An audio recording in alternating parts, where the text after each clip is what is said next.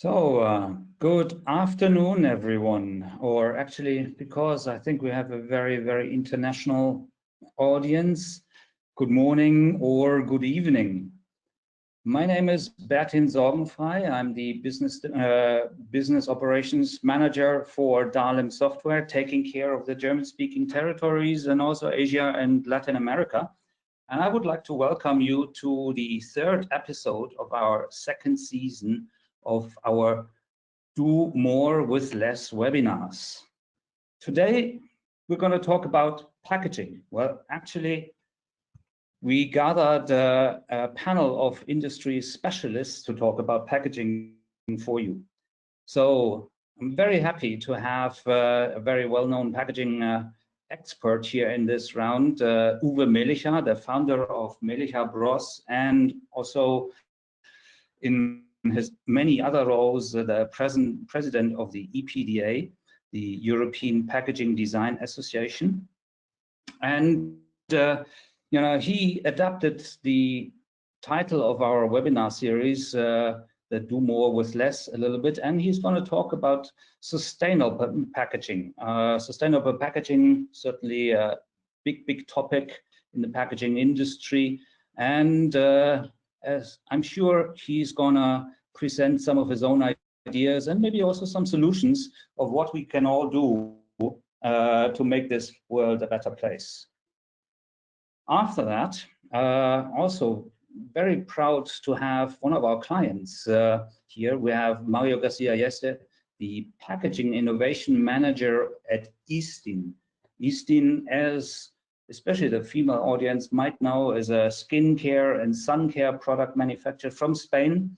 And Mario is going to tell us a little bit about how they implemented collaborative workflows to manage their packaging production even better.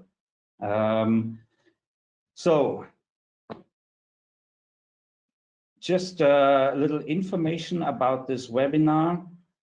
You, the audience, is of course muted, but while you're muted, you can certainly ask questions to our panelists through this software that we are using here, to GoToWebinar software. So you see a little questions panel where you can ask the questions, and we're going to collect those questions throughout the webinars and gonna answer them at the end of all presentations, so roughly in 45 to 15 minutes. So we collect them until then, and we try to answer them as much as possible, as much as time allows. So, but in order to get this session started, I would like to invite our CEO, Carole Verlet, to have a few words and to introduce you to our webinar series. So, Carole, over to you, please. Thank you very much, Bertin, and hello everyone, wherever you might be sitting. We're quite happy actually to be able to gather international experts in our webinars, which, as you know, is the solution we had to go for, not being able to do our usual meetings, as you would see here. Last year we were in Portugal, so we would have crossed from Germany, Spain, going to Portugal, which would be for most of us as we flew over there. And a few weeks later, we were in Nashville for our American session. But because this year would have been in New Orleans, and that the streets of New Orleans as we speak are not very exciting, we thought actually we'll take our dual audience on air, which is the reason why we're all sitting here together, connected by the wires and the fibers that are, crossing our planets, and sharing a little bit of our expertise and experience. So we took actually our audience in the course of those 8 different sessions that we had from these American cities, starting with Chicago all the way to Europe.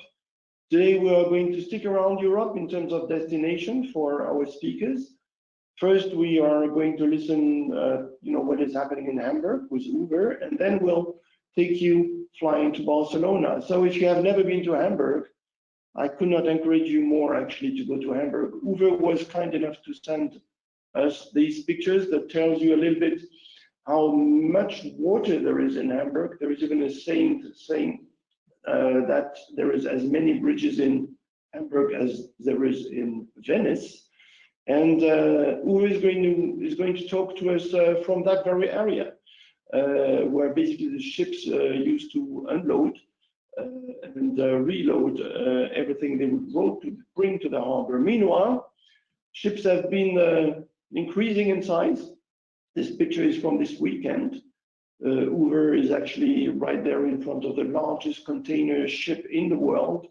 It's basically close to 0.5 kilometer long, and is carrying an incredible amount of containers that probably tells us a little bit about how Uwe likes probably nice location, but also is a technical person. I'm a little bit like him when I am in Hamburg.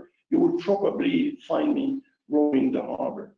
And then we're going to go to another big harbor city, but as you can see, they also have mountains, and we'll get to know Mario. Mario is actually the one that has implemented a system, and I think there is no one better positioned than the people that developed the experience by themselves to introduce you to what it is they have done when they are not hiking in the mountains with the family, as you can see here. Mario has also other passion, which would revolve around food, and I doubt that this is a US ES manual that he would have taken to the terrace. It might be actually the menu of the restaurant, but he's going to tell us a little more about software in a minute.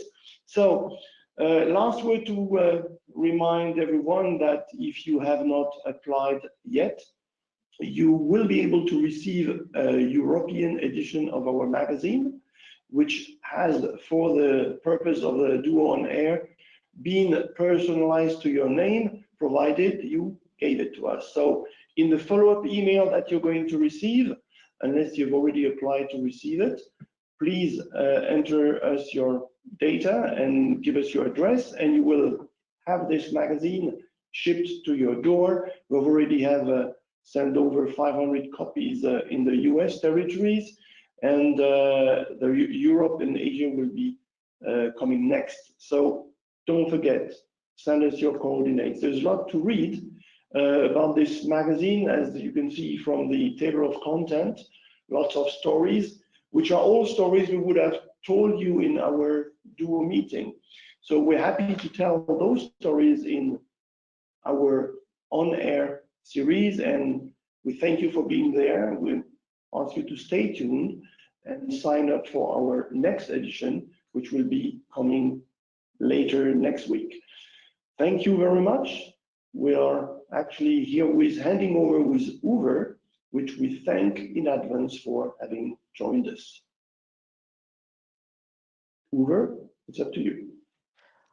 Thank you very much, Carol. Thank you very much, Bertine. Here I am. So my company is called Melichar Bros, and Melichar sure is my name, and Bros stands for all my brothers and sisters around the globe. So I'm working with an intense network. And the title of today's presentation is Do More with Less. What does less mean? Less could mean less effort, could mean less energy, less material, but also, well, less time maybe, or less money. Let's see. It's about sustainable packaging. So we want to increase value in packaging and decrease the waste.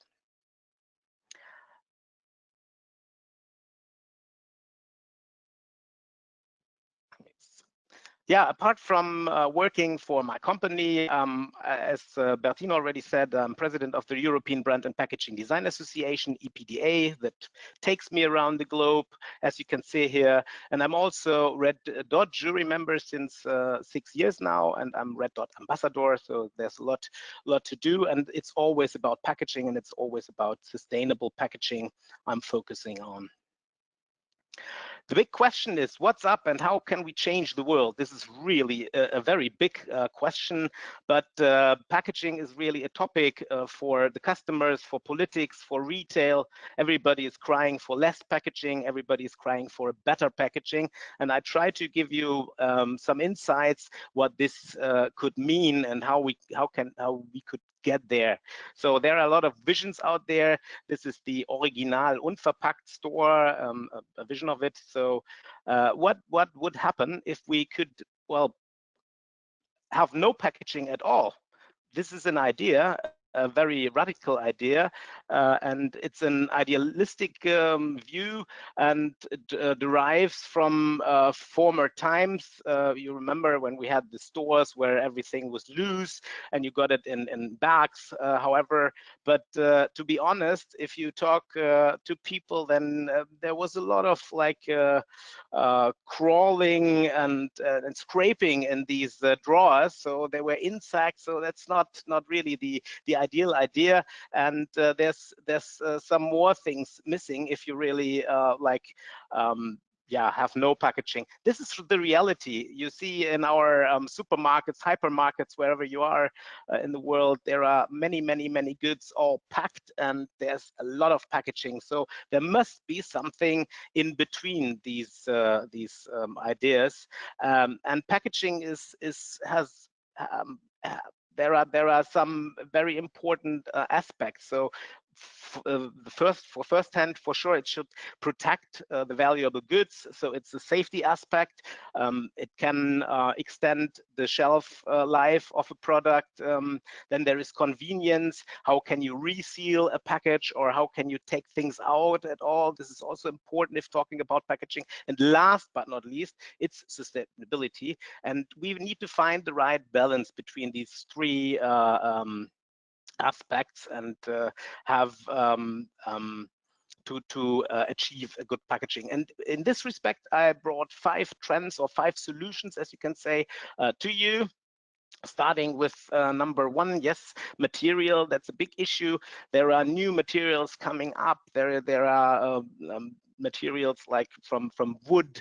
If you see the tubes in the middle of this picture, they have 40% chalk in it, so they reduce plastic and introduce other materials like bamboo or whatever, or starch from corn or from sugar cane.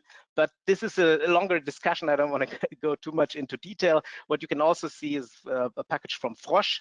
They are focusing on monomaterial, which can easily be recycled. That's a good way of doing it. And you see on the left-hand side, you see a lot of packages that are not really sustainable, but they look as if they are sustainable. So this is plastic, but it wants to be paper.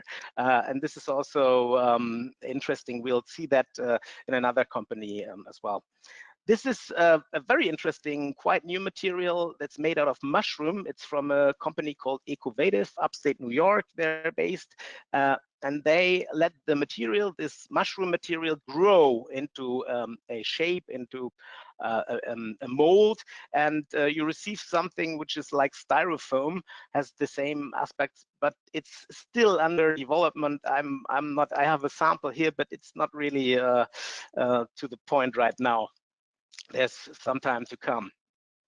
As I said, Rittersport, they have an experiment right now. They want to replace plastic. They're using monomaterial, so it is already recycle ready for the recycling process. But they want to go for paper material, and I'm wondering, well, how that turns out and how long it'll take until we have a paper material which has the barriers and everything to protect the chocolate inside, and yeah, to make it recyclable in the paper bin. Interesting trend number 2, reuse. That's also a very interesting aspect in sustainable packaging. So there are deposit systems. In Germany, we have like these boxes for beer bottles or for mineral water, as you can see here. And we've even been further in the process. This is the bottle, the Perlenflasche, introduced 69. It was my birthday. I was 1 year old, 28th of August. And there are 145 members, producers of Mineralbrunnen or mineral water. They teamed up and came up with this bottle, and it's still, you can still find it in the stores. It's one standard, all have the same bottles, and was easy, like to in logistics, to bring it back, to refill it, to clean it, because they all had the same bottle. Nowadays, the world looks different. If you look at beer, for example, there are 150 different bottles. Each and every brewery wants to have their own like iconic bottle with their own branding, with their own color, and so on. This makes the whole system much more complex, but I still believe we'll have much more deposit systems in the future. There has already been one even before the Perlenflasche was introduced in England, for example, the milkman system. You're all familiar with that. They brought the milk to your home door.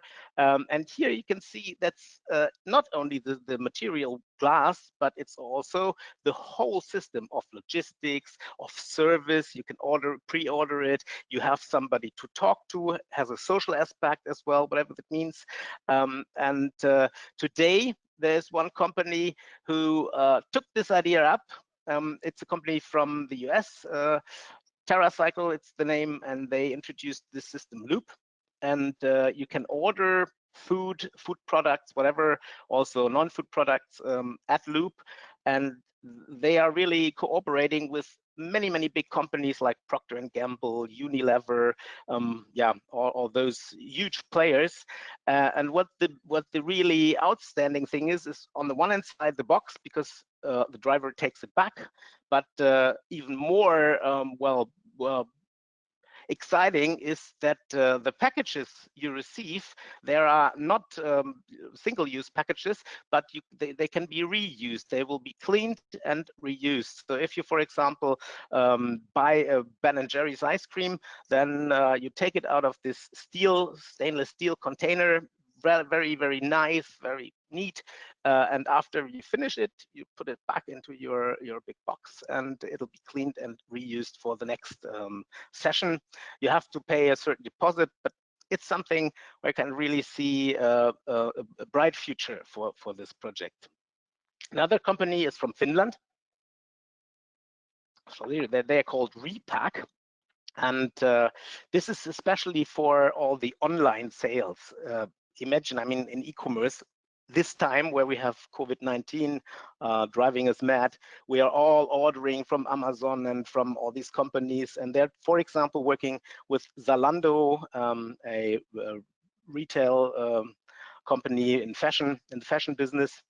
And the system here is you get your product in these bags, and you take your product out with no packaging at all, and after that you can just put it in any mailbox around the globe, and you just send it back. It'll be cleaned and can be used for the next customer, and you'll be even rewarded for using or for sending back the bag.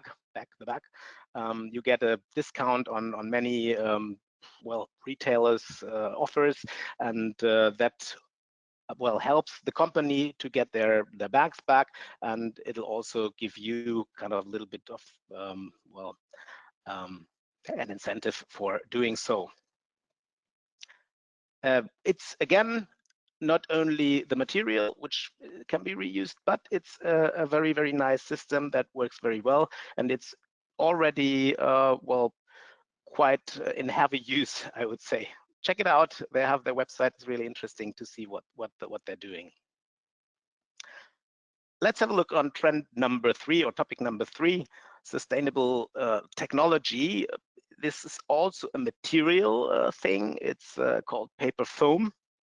So the package here, in this case for Deutsche Telekom, is made out of paper, but the paper is pressed into a mold. So it's a molded packaging. It works exactly the same way as they do with plastics, but here we have wood as the basic material, so paper pulp with starch, and as you can see in the picture bottom right, that there are fine structures and interesting constructions possible. And I'm a big fan of this technology. What was also like a try is to make bottles out of that. Carlsberg has already 2 experiments on that. But honestly, this is just PR. It's not possible today to fill beer, which is really a delicate good, into a paper bottle. It's on its way. They have some prototypes, but I think it'll take another couple of years until we'll find it in our stores on the shelf. Funny enough, a paper bottle already exists in 1933, so that's long time ago. This one is I bought it on eBay. It's a bottle for a powder, a cleaning powder, German cleaning powder. So no liquids inside, makes the whole thing much easier. But it looks a little bit the same, and well, we're on our way, I would say. Trend number 4, simplicity. I already said it in regards of Rittersport. Monomaterial is an interesting way we're going. And here we have a paper package which was awarded by Deutsches Verpackungsinstitut for its simplicity and for the design, as well as for the material, the use of material. That's a pasta package made out of paper. Trend number 5, this is something where also technology helps us to raise the value of the goods and of the packaging. Here we can see the digital printing and the individualized packages. We've all seen that with Coca-Cola, with your name on, or Toblerone, Nutella. What we see here, McDonald's is doing it, all the big companies. But well, it's in a way a bit boring if it's just your name. There's much more you can do with this great HP technology, for example. Funny enough, when I've been to the US the last time, to Starbucks, long time ago or some time ago, they wrote your name on your mug, and as they couldn't spell Uwe, they all wrote something else. In this time, it was Ova instead of Uwe, and now it's all digitized. So we're in the age of digitalization. So what happens now? It's not written anymore, but it's a sticker. And now I'm Ruben instead of Ova. So not much has changed. Or to say it with the words of the former CEO of Telefonica, if you digitize a shit process, you get a shitty digital process. I like that quote. Well, it even goes further. You can also personalize the products. I don't know if you're familiar with that, but My Muesli and some other companies, startups, they take your DNA structure out of your blood or out of a probe you send them, and then they personalize the product which they sell to you, and also personalize the packaging. And My Muesli is doing that quite well. They also find a way on how to reconstruct the package so that everything goes into the right bin, that you have paper and if necessary still some plastic. And if you can see on the top right picture that they also in their own stores, they use packaging as a part of their interior. So packaging plays an important role for this company. That's for sure. Let's have a look on the value chain, because we want to learn, or we want to think about what can we change and how can we change the packaging world. And well, there are a lot of different stakeholders involved. If you look at the way a package, well, takes from its production, from its source to the consumer's house or apartment, the stakeholders involved are the substrate manufacturers, the paper companies or plastic companies or whatever. Then you have the packaging manufacturer being involved. There's logistics, bringing it from A to B, whether to a brick and mortar store or to your door. Then there is ideally a designer involved, making the best packaging happen. You have a retailer, and then it ends up at the consumer. But most of all, there's a brand owner who's like, he comes up with the product and needs this packaging. Let's have a closer look. So I've just put in some names behind these players. As a brand owner, I've chosen ISDIN. We'll hear Mario's speech later on, and their retailer, for example, are, well, for sure, the pharmacies, but also El Corte Inglés, Spanish big department store. Then we have the substrate producers, for example, Stora Enso or others, and the packaging producers, manufacturers, that's maybe DuPont or SDI, paper packaging manufacturer. And then there's a recycling company. I've chosen one from Germany, Alba, big player, and the design agency, and at the end of the day, John Doe. But what happens? Well, the driver of that whole process, that's the brand owner. They are really like they are the starting point for the packaging journey. They give the order to the packaging suppliers. They are choosing the right material together with the designer and together with the retailer, because it needs to sit properly in their shelves later on. And there are at least 3 groups. So there's one taking care of the whole marketing part, brand owner, retailer, designer. And then there is the production part, the substrate manufacturers and the packaging manufacturers. And last but not least, the waste management companies, whomever that is. And to manage all these different stakeholders and to find the right way, this is the most important part. And well, I'm 100% sure that to make packaging better, it can only work if we all team up, the brand owners as well as the manufacturers and retailers and designers, because as a designer, you have a different view. If you, for example, are producing cardboard packages, then you only like recommend cardboard to the brand owner. Or other to say, if you have a hammer in your hand, you see nails everywhere. So you won't come up with a tin can or something like this. So a designer has a neutral position and can help the brand owner to fell the right decisions. I've also have an advertising chart here. If you look at DALIM, our host today, thank you very much.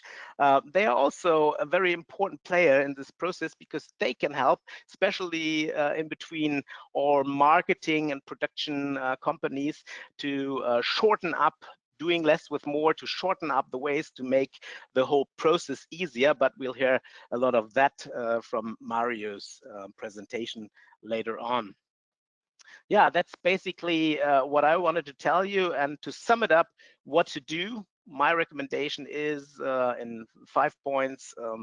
Regard packaging as a circular system, from cradle to cradle, not from cradle to grave, but cradle to cradle in a whole, but also the different aspects I've mentioned before. Second thing is talk to the right people. If you talk to buyers, they may be not the right people coming up with innovations, because they're just looking at the money side. You should better connect with R&D, with marketing, with the designers, and with the packaging manufacturers. I can also recommend to join forces, so team up. You'll see that, especially for sustainability, big companies are teaming up. Coca-Cola is talking to Unilever and so on. That's good. So I really appreciate that. Number 4 is create and ideate. As I said, creative brains will lead you to new solutions. So have heterogeneous teams, involve designers, definitely. And last but not least, check with the industry experts. There are also many strong associations from manufacturer side as well as in marketing. So ask these people, they have good ideas and they're really pushing these innovations we heard about. Do more with less. That's the message of today. This was my part. Thank you very much. We have the chance to talk later. I have some questions and answers. Thank you. Well, thank you very much, Uwe. That was a very, very nice presentation. Many great ideas of what can be done today, and certainly an outlook into the future. But let's talk about today and take over one of the charts that you presented, Uwe. With retailers, with the marketing people, and so on, and the brand talking together. That brings us basically over to Mario. So we move from northern Germany, from Hamburg to the southern part of Europe, to Barcelona, where Mario is sitting, and he's gonna give us a little outlook of what he achieved in the past month or year, nearly, together with our service team at DALIM to bring some innovation to his own company, ISDIN. So, Mario, over to you. Thanks, Bertin, and thanks, Uwe. Uwe, it was a very interesting presentation. Let's go now to a bit of different topic. Let me see. So what we're gonna talk today is about streamlining packaging artwork, review, and lifecycle management. And through the experience in ISDIN with DALIM implementation, which, as Bertin said, happened more or less 1 year ago, almost. So I'm gonna go very briefly about what ISDIN is for the ones who don't know, and then I'm gonna talk about why we needed an implementation like DALIM at ISDIN, what have we improved on with the implementation, and then I would like to share with you a bit of the challenges we went through and some recommendations in case you want to go through an implementation like this. So first, talk about ISDIN. Who is ISDIN? So we are a company which was founded in Barcelona 45 years ago now. So we were born in Barcelona and we're still there. Our headquarters are there. Half of the company belongs to Puig, which I'm sure you know for brands like Carolina Herrera, Paco Rabanne, or the recently acquired Charlotte Tilbury, luxury and cosmetics, perfume mainly. And half of the company belongs to Esteve, which is a Spanish lab that basically does drug, and it's sold all over the world. So we have this half cosmetic, luxury, half pharma ownership and background. So we have 14 affiliates, which is 14 offices all around the globe, as you can see on the map, and we sell now in more than 40 markets. So we are quite a global company. We started in Spain, but now our revenues are more outside of Spain, and you can see on 2019 figures than in Spain itself. So it's quite big outside of Spain, even though Spain is still very big for us. We have many products which treat your skin, which indulge your skin, but we are leaders in sun protection, which we are proud to call photo protection, which is our concept. So we are always speaking about pharmacy stores, and as Uwe said, we also sell in department stores, but we are specialists in pharmacy stores. And in Spain, we are first in sales with 38% of market share. First in Mexico also, and then we are second in some other countries like Portugal, like Argentina, and we are very strong also in China. Important to say that 5% of our revenues are invested in R&D, and we have a launch pipeline of 10 new products a year, more or less, 10 really new products. So science and is at the core of our decision, at the core of our investments, and we publish, as you can see here, in many scientific events and publications. And we've been awarded by several prizes in the last 5 years Some of them are very technical, scientific. Some of them, as you can see, glamour are more on the luxury and cosmetic arena. So this is about ISDIN. And now I would like to share with you just one chart on why we needed to go into an implementation like DALIM. So we do a lot of artworks per year, and we have, as you can see, as you saw, a lot of countries where these artworks are approved. So we had up to 28 people or from different parts of the world approving a single piece of art or a text or a proof. And we did that over email exchange. So it worked, but at a certain point of time, it was too much, okay? We come from pharma industry, so we have very robust process in terms of follow-up, but doing it all by email can be a bit cumbersome. And sometimes it takes you time to find an approval, which was done like 1 week or 1 month ago. Then we have a lot of printers, which is suppliers that print products for us. And we did this exchange securely, but we did it through email or through a secure exchange platform. So different kind of platforms to exchange artworks. And as you can see here, we do more than 1,500 artworks per year. So that's a huge amount of artworks to do it by email. And we did it in multi-platform. So we have artworks. We also have text file, which is the origin of the artwork, the text that will go afterwards in the piece of art. And we have proofs, which we share with our suppliers. And they were all sitting in different systems or instances. And we monitor some KPI, but it was quite limited due to the nature of our system, which was basically email. So after a long debate and internal discussion and analysis, we decided to go with DALIM for it. And I would like to share with you what have we improved on.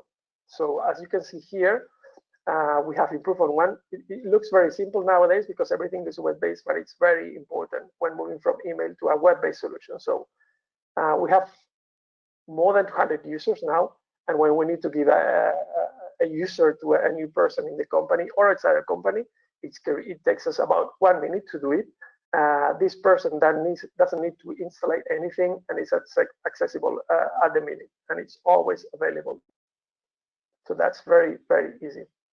As I was telling you, we have many countries, and here you can see that we improve in traceability. So we know the status of approval of one piece of art at just one look at the screen. So by code of colors, we know when Argentina has approved, when Brazil has rejected, etc., and who is pending the approval. So also you can add or take out approvers at any time. If you forgot somebody or you need to add an extra approval, you can add it in the middle of an approval workflow. And also this color code is applied to the project. So this is a project, a piece of art or a piece of text. There is a color code for the project. You have to do something or somebody else has to do so. On a view on the screen, you know where you are at each moment without the need to retrieve emails from the past. Then we have gain in speed because when commenting a piece of art like the one you're seeing in the screen, which could be very complex with different language clusters, when I enter to approve or review, I can see the comments other users have made from the company or the countries. So that can help me building my response or already assessing somebody has done the comment. And so that speeds up a lot of the process without the need to look at the emails of the approvers behind. And helps us ensuring or making it easier to ensure that all the text and all the artwork is compliant with the regulation. So we've gained a lot on speed. Also, we've gained in the fact that in one piece of software, we have multiple tools that help us in our artwork creation and process. So we have tools that allows us to compare whether the changes have been implemented. Here on the right hand, on the left hand side, you can see all the comments that were made on the precedent version of this piece of art, and then our colleagues from technical office take those changes in account, upload a version and comparison or an analyze tool that tells you whether you have made a change or not, or an overlay. That's very easy. And then you have some tools from preprinting, which is layering. You can measure, you can check the encode, whether it's giving the right number or not. seems obvious, but sometimes you can miss it. So you can check it here online. Also, you have one place for everything. We have a lot of what we call assets. So we have the artworks, of course, but we have all the images, as you can see here, that belong to an artwork. So they're all together in the same platform. Also, we have the die cuts of a folding box, for instance, or of a label. They are all there and they are linked. We can link a die cut to an artwork so that when we retrieve the artwork, we know which die cut goes with the artwork. And that's very useful, for instance, for our printers. And then we have a search function, which is quite complete, I would say. So you can search by the code, by any of the metadata you have assigned to this piece of art. You can say this favorite search. You can search by what DALIM called facets, which is like tabs, the type of component, the countries this is approved, depends on how many metadata you put in. And you can search by the link file. So if I search by this die cut, which is here, which belongs to this artwork, I will find all the artworks that are tagged to this die cut. So for instance, say that I need to change a die cut. So I know in 2 seconds all my pieces of art that I need to change when I have to change this die cut for, I don't know, for factory reason or for regulatory reason. I can retrieve all the artworks belonging to this die cut or to this code. I say here supplier ready, seems obvious, but now suppliers, printers in our case, which print our labels, our bottles, our boxes, are integrated in the platform. So they have a user and they have a more restricted view, of course. They only know or they only see what they are meant to see, their works, the tasks they have to complete. And they have several dashboards, which they can see that the things they have to do, the things they are pending our approval, ISDIN approval, or the historical files they are approved. So they can access the software and they can see the pending jobs all in one window. We know what they're doing at each time, so we know where the job is on their side and whether they have sent it to us or not. And as I said before, I can send an artwork and instantly there is a link to the die cut for this supplier to print. So I don't need to send it to file separated. So to summarize the improvements, we have improving quality because of the collaborative environment, reducing errors and reprocess. We have improving speed because we have reduced the number of rounds of approval because we see everything at once and it's easier for approvers to comment and to retrieve comments of others. And we can search very easily. There is less boarding. We have reduced emails dramatically in terms of exchange of artworks. I would not say down to 0 because you always need a phone call or an email to treat some things, but we have reduced it by 90%. Everything is integrated from the text to the artwork to the printer file in one single piece of software.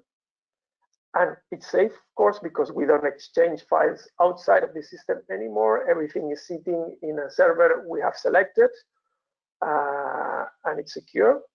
And it helps us also improving in e-commerce. We're going very heavily in e-commerce where the number of clusters is multiplying, and therefore the number of pieces of art you need to do by SKU.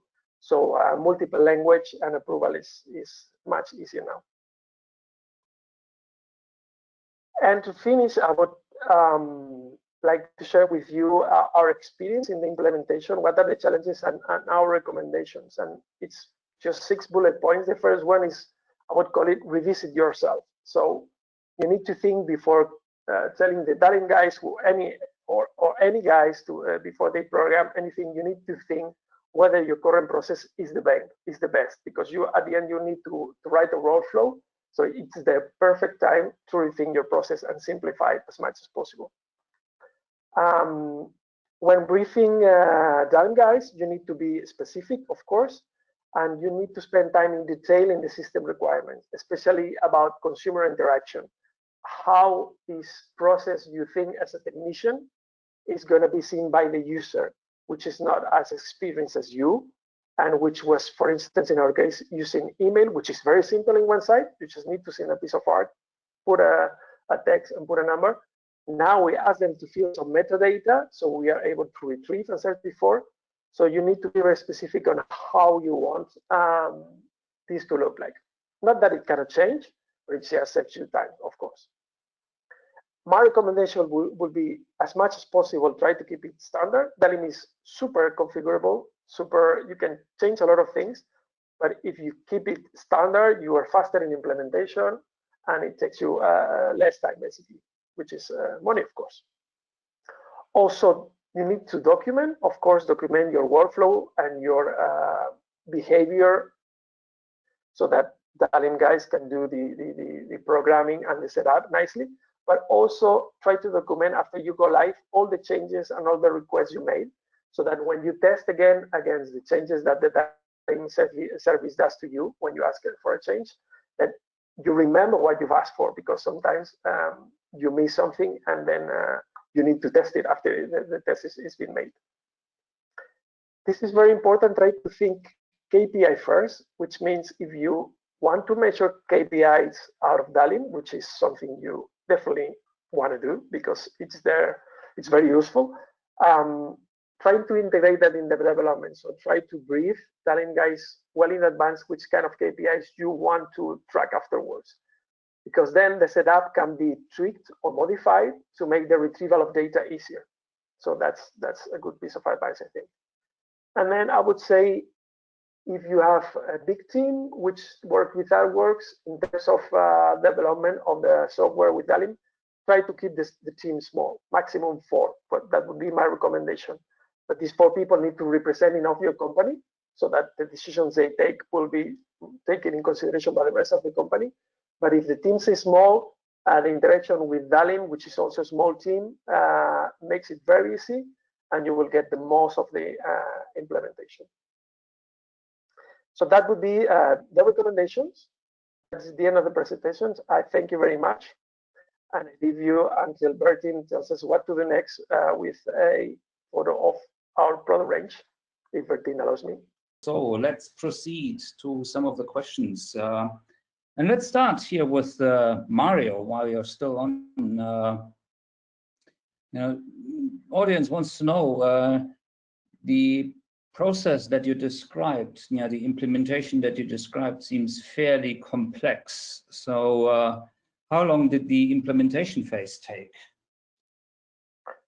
So from the moment we decided, I think for DALIM till the moment we went live, which was 1st of July last year, it took us about 5 months, 5 to 6 months tops. Still, it's 1 year after the launch, and we're changing things, and that's the way we should do it. And we're still doing it, and we will do it for good. But the go live was 1st July, fully operative, and it took us 5 to 6 months. Wow, that was actually quite quick, considering especially 14 different countries, people from all over the place, knowing different technologies. So were there any difficulty getting people on board? There is always some rejection, of course, because change sometimes calls for rejection.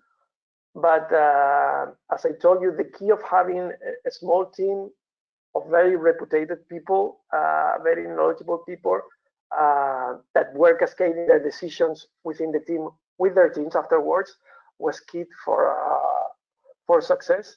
And also the fact that we were coming from an email exchange on artworks with 1,500 artworks started to make it a bit unmanageable. So people were really expecting something like this. So it was a bit hard for 5–10% of the people, but it was like heaven for 90%. Mm-hmm. So they saw the impact immediately. Many people in your organization see how it helped. Okay, well, great. Thank you. Thanks for answering this. One for Uwe, actually, here. We have a very international audience. Many samples that you showed were mostly from Europe, Germany in particular. Is there any difference, in the approach to sustainable packaging between the US, European Union, or the Asian market? Yes, sure. There are big differences if you look at the different regions, depending on the systems they have in place. If there is a system at all, there are some countries in the world they don't have any, even not a real waste management in place. So they're just doing landfills or putting their stuff into our oceans, which is not good. But it is also you have to listen carefully to whom you talk to and where you are. You really need to find out what's going on in these places and countries. I've one example. I was wondering. In Asia, like for example in Manila, if you buy cookies, they're all single packed. I mean, every cookie has its own package around. You say, hey, isn't that too much packaging? No, it's not, because there's a high humidity, and if you open the cookie box or whatever it is, or the bag, then they'll immediately, well, be not good anymore because it's so humid. So it always depends on where you are, and you have to talk to the right people to find out what's going on there and what systems are already existing, and then you find the starting point for making things better. See, there's no general rule. Yes. Cool, thank you. Another one for Mario, if you don't mind. Audience is asking, how do you manage your users? Are you using something like Active Directory, LDAP servers, or something like that? We have thought about that, but for the moment, we are not. We are using straight on the DALIM repository, which we have there, but you can connect it, and you can also connect it to your, we use Google ISDIN, we use Google directory if you want, but we're not doing it for the moment. All right, thank you.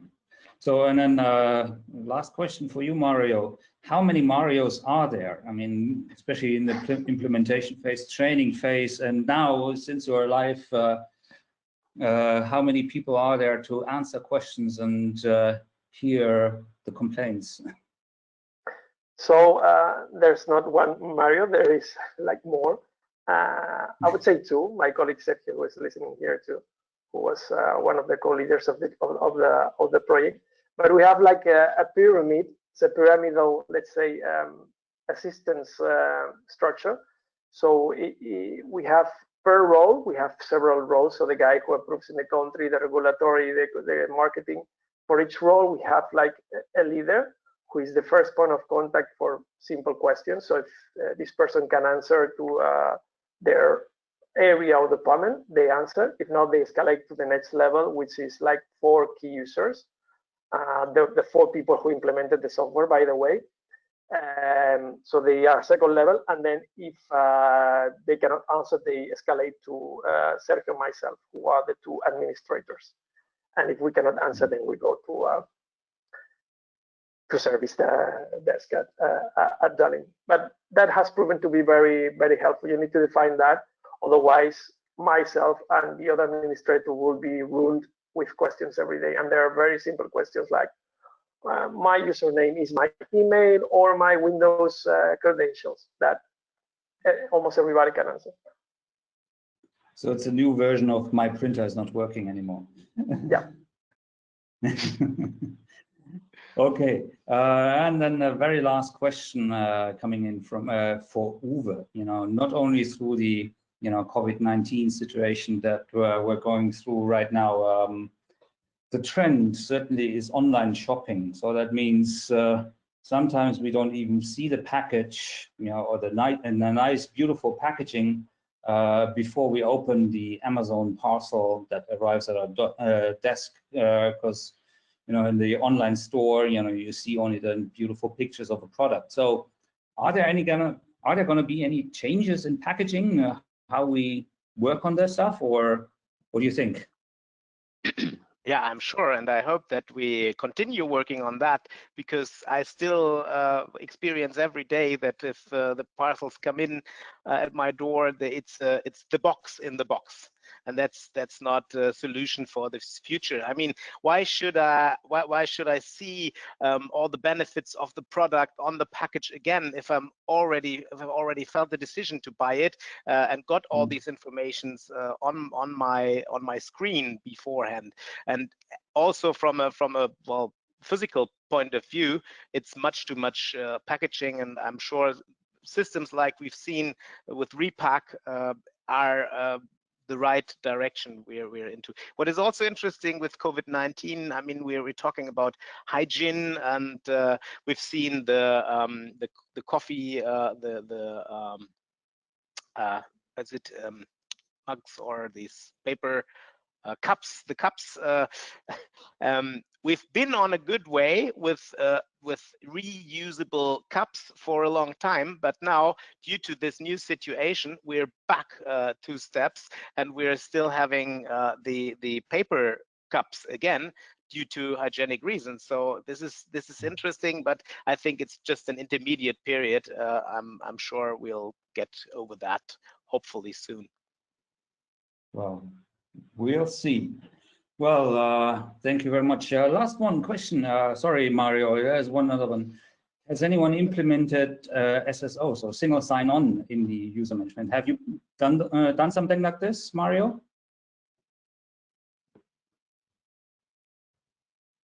Not yet, Bertie. We are still evaluating whether to do that. Yes, but it's more an internal policy at our company more than the ability to do it. We were offered to do that, but we haven't. Okay, yeah, because just for the audience to know, of course, we can implement SSO solutions in various manners. So we've done this all over the planet. Okay, I think we just finished our time. We don't want to keep you too long.